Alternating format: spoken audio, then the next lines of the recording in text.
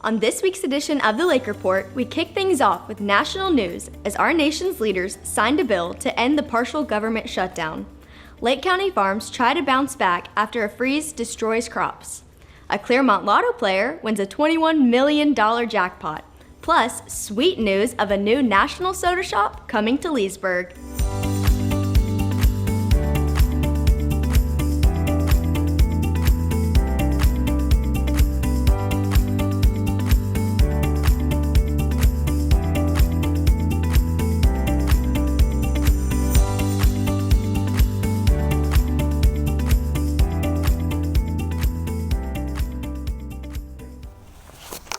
Hello Lakefront TV, I'm Claire Carlton. Thanks for tuning into this week's edition of the Lake Report. We kick things off with national news from Washington, D.C. President Trump signed a bill to end the partial government shutdown.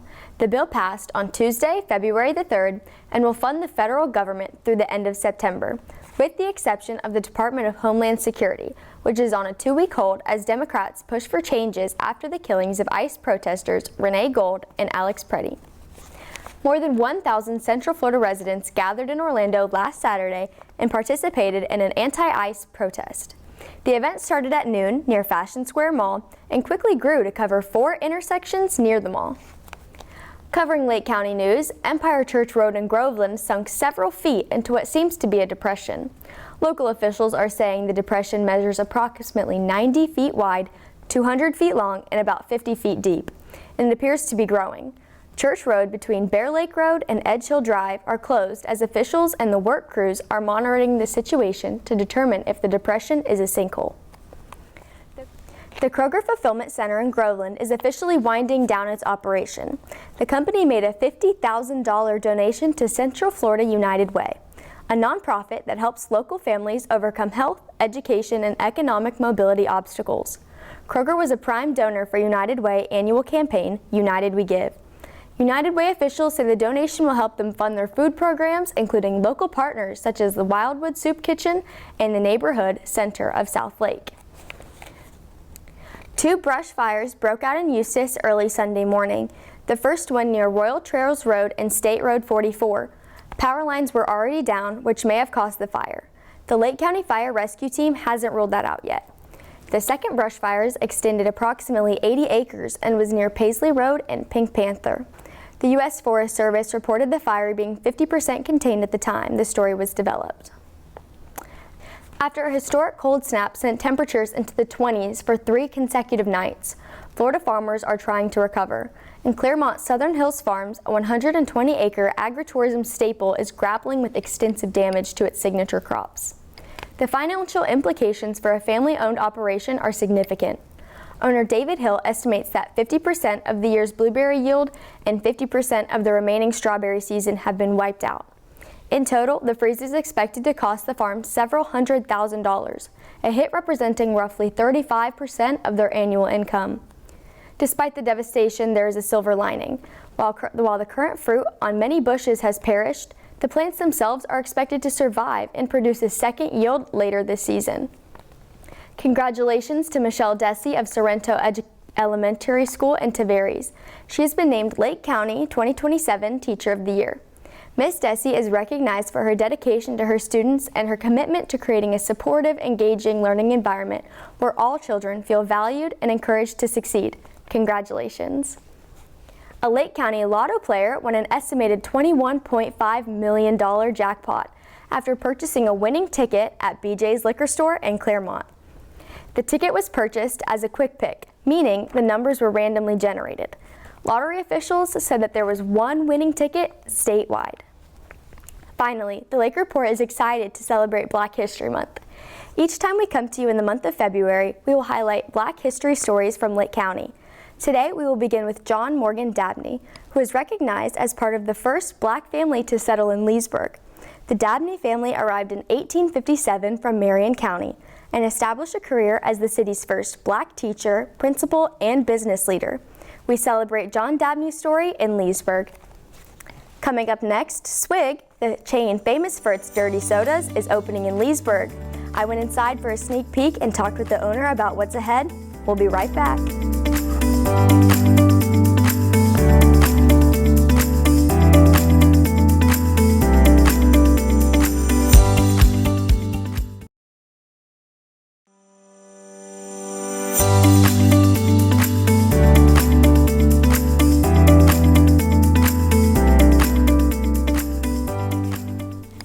Big flavors are on the way to Leesburg. Swig, a specialty soda shop, is opening soon. I stopped by for an exclusive sneak peek, talking with the new owner and finding out why this spot is already stirring up excitement. Let's check it out.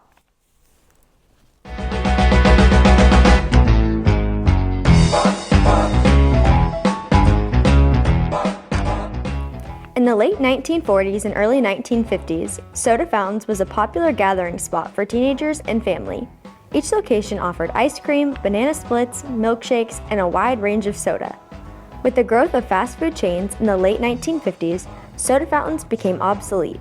70 years later, a couple from the Midwest modernized the soda fountain concept and established Swig. A national specialty drink chain is getting ready to come right here to Leesburg, bringing with it a unique twist on sodas that have gained a unique and loyal following all across the country.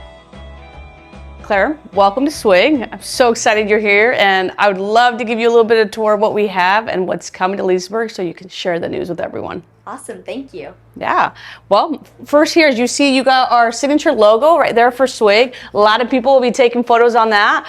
One thing right now for a disclaimer, we're not fully ready to open. We're gonna open again February 9th. That's our soft opening. So you're gonna see not everything's set up yet, but it will be in the next 2-3 days. We'll be fully set up. So I do apologize in advance, but we'll work it out. All good, so, thank you. Yeah, so as you walk through, you kind of have the lobby here. We're gonna have our iPad here so we can take orders. So people can walk in, get in line. Meet Susie Lowe, a franchise owner of the newest Swig right here in Leesburg. Hi Susie, thank you so much for having us. Can you tell me a little bit about when you expect to open Swig? Yeah, well, we're pretty excited to open. Soft opening is going to be next Monday, February 9th. So it's not advertised. It's going to be mostly for our team to start practicing the drinks with the open public. So it is called our soft opening. Our grand opening is what everybody loves because it's free drinks for 3 days. So it's going to be the 26th, 27th, and 28th. We'll be giving 24-ounce drinks for 3 full days. So can you tell me what exactly is Swig? Yeah, Swig is a brand that started from Utah in 2010 that eventually started franchising just a couple years ago. But what it is, it's a soda place that you can come in. It's a soda shop, but not just a regular soda shop. You can't just go to the gas station and make a Swig drink. What we offer that's different and unique is you have your flavors, you have your purees, you have your poppin' pearls, anything that you put in there that just makes your Dr. Pepper a little bit different, your Diet Coke just a little bit different than just going to the gas station. And can you tell me why Leesburg was picked for a new Swig opening? Well, Leesburg is close to me. I actually live in this county. So why not put it in a place where I live? With Swig, every Swig is gonna have the same drinks, the same items that we're selling, pretzels and cookies, etc. But Leesburg was special because it is going to be our home base. It's going to be the closest to my house. And there was other places in Leesburg that I probably could have put, but I felt like the one that we chose is in the heart of Leesburg, and we cannot wait to show you guys what Swig is. Can you tell me a little bit about the specialty drinks that Swig has to offer, and if there is anything special about this location in Leesburg? That's a good question, because they're all going to be offering the same drinks, the same pretzels, the same cookies. But what most people don't know is that a lot of them are going to be individually owned. Some of them will be corporate. And the one that makes this a little bit more different is that it's owned by us. And I'm just a regular person that lives here in Lake County that likes to go boating. I take my little child that is, on the spectrum. We go and do tubing and wake surfing. And I love this county. Coming from Utah, I'm originally from Utah. I picked Lake County because I fell in love with it, and I fell in love with this Swig location, and former teacher, educator for 12 years, turned into a business owner now. I felt like Swig is a product that I love and I believe, and what this community is going to get is an owner that loves the product, loves the brand, and loves where she lives. And then as you come a little bit further down this on the line, it's going to be an assembly line. Mm-hmm. So imagine you're going to have from person who's running the flavors, the puree, you got the drink makers, and it's just going to be an assembly line till it's ready for a handout. But this is where we have all of our sodas. You're going to have pretty much a lot of base sodas. The popular ones, Dr. Pepper, you got Sprite, Coca-Cola, you got Pepsi, etc. You also we're going to have sparkling water drinks, energy drinks that we call revivers. And yeah, so just a little bit of everything. We're gonna offer so many drinks, so that's gonna be the cool thing, and you can also customize it. We'll give you our recommendations of what we would recommend, like Texas Tab is probably our #1 drink that people love to have. My favorite is the Raspberry Dream. Kind of like I was sharing, I'm old school. I don't like to go outside. I tried other flavors, but I just love that Raspberry Dream. We're gonna offer cookies. So if you're in it for like you want some cookies, we got some sugar cookies. And then there's gonna be also seasonal drinks and cookies that we have that will rotate. And I believe there's one coming for Valentine's. So don't wanna say too much on that because that's right around the corner. Yeah. All right, so I've been talking about Raspberry Dream. I'm gonna go ahead and make that for you. I know you're gonna love it. So if you wanna go ahead and wait for me, just sit tight and I'll have that right out. Awesome, thank you so much. Yeah.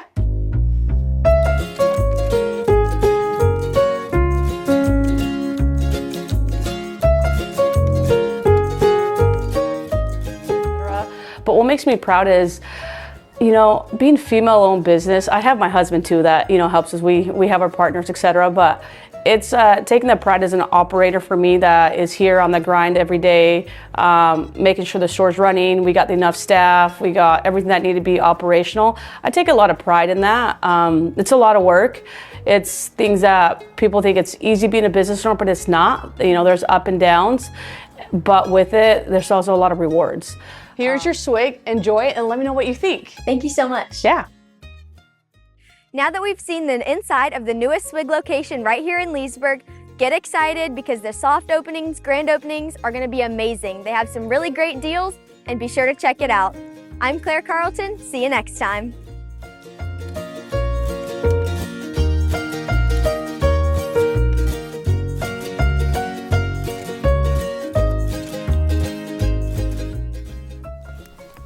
By the way, that Raspberry Dream was amazing. Swig is set to open its Leesburg location on February 20th.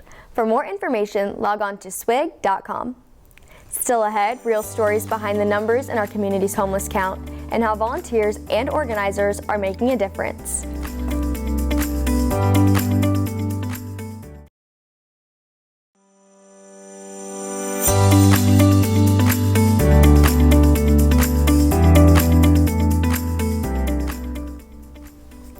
Recently, the Mid-Florida Homeless Coalition held its annual Point in Time count at the Leesburg Resource Center. The event isn't just about numbers, it's about real people experiencing homelessness, and the volunteers and organizers working to help them. Lakefront TV's Ken Facey spoke with both those living on the streets and the folks leading the effort, showing how this count helps secure funding, raise awareness, and create real solutions for our community.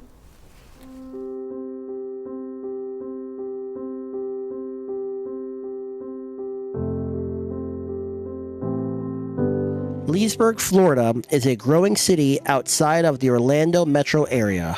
Like many cities in America, a challenge facing local leaders is the increasing number of homeless people. The city of Leesburg is partnering with organizations to address this challenge, but more importantly, provide resources and deliver hope to those in need.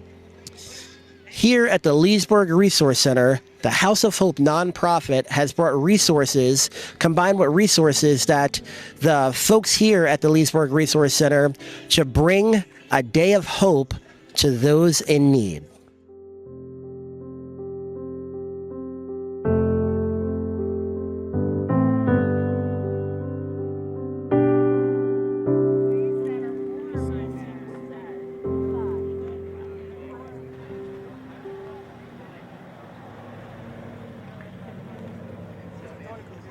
William, you've came to this event. What have you thought so far about the city of Leesburg putting on this event? It's a good thing Why is it a good thing? because there's a lot of homeless and a lot more coming. Do you think that there's a challenge of homelessness in Leesburg, and is this event addressing that? We do believe that it is a challenge because we get visitors from the homeless population into our building frequently to use our facility. And so we believe that this event makes that population aware of other resources that are available to them in the community. What do you think is the challenge that lies in our community of Leesburg that inspired this event? Because the amount of homeless that I see on the street, and the lackadaisy of our community not to want to get involved and to serve the ones less fortunate. Well, we're really excited to host this event because we know it's very important for the community. It's their annual point-in-time count for the homeless, which brings in critical dollars to support that population. So we're really proud to host the event this year. What other ways can we continue to help them? What we do have, we have vendors on site today that is giving them all type of information.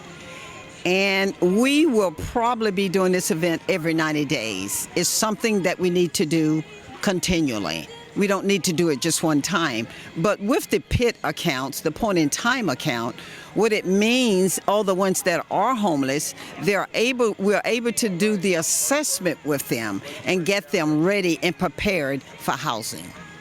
Brandon, what brought you out to this event today? A friend of mine, a local member of my community who helps with situations. Just anytime I call and ask her for anything, she always has something to provide, and she said something might be beneficial for me to come out. So I was like, okay. And has this been beneficial for you? Yeah, I found a whole bunch of stuff for my baby, some toiletries. They gave me a book bag or something. I haven't even opened it yet. So yeah, so far so good. And I'm hungry, and they said they have food, so. What brought you out to volunteer for this event? I've just been looking for different ways to support the community and give back. So this opportunity came up and I came out. What have you found most promising and uplifting by partaking in this event? It's really just giving me a sense of just happiness and helping others, seeing the smiles on people's faces with the simple things that a lot of us probably take for granted that they don't have and are able to have access to. In your time here, has there been an event like this previously? Not particularly to such standards, but yes, I've seen smaller things. This is kind of bigger than I expected. That's why I was surprised and pretty excited once I came. But hopefully this is the start of many other events like this to just show help and support for the homeless community. Hope means that, there's someone there that you can hopefully reach out to in your time of need. And there are many partners out here that this population is very important to, and with us being included in that. That's why this building was built to support the community. So our resources are here for the community. And I believe that all of our partners provide hope to this population. I definitely feel like this event is bringing hope to Leesburg because growing up, I don't feel like we had a lot of these events that were put in place to help people who are less fortunate. So hopefully this just brings a little bit more light and invites others to kind of do the same thing wherever it is in the community as well. It is bringing hope to Leesburg, and in times like this, if we bring hope and help serve our community, it will always make their lives better. What does hope mean to you? Just being given a chance, just an opportunity when you're down and out, I guess, just to get some love. Do you think that this particular event is giving folks hope? Yeah, everybody seems happy. It's like opportunity. There's drawing, there's health insurance, there's clothes, there's food. If you can't get hope out of this, then I don't know what else you're looking for. It does give people opportunities. Hope, sometimes it's all you have. When you have nothing at all. If you have it, you have everything. And when you have everything, you have Leesburg. Hope is here in Leesburg. Hope is in Leesburg, and hope will stay in Leesburg.